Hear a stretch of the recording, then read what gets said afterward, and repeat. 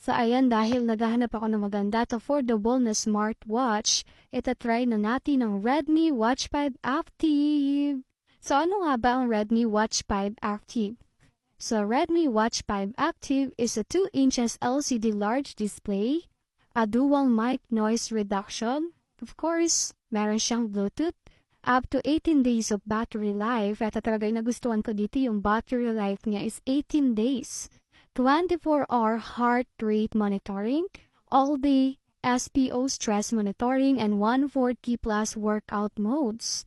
So ayan, yung unboxing na natin. Meron siyang free cord for charging. Then 200 plus watch faces. And of course, meron siyang water resistant. So ayan, naka-plastic siya. Yan, nahirapan ako maglabas sa kanya.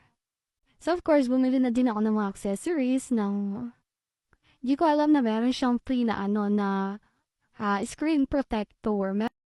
Kaya ano bang hinihintay mo, i-click mo na ang yellow basket at i-add to cart at check out na yan. Ito na yung chance mo para i-try mo ang Redmi Watch. Yung libre niyang screen protector with wipes. So kaya naman, kung naghahanap ka ng Redmi Watch, so talaga naman, dalawa agad ang aking binili.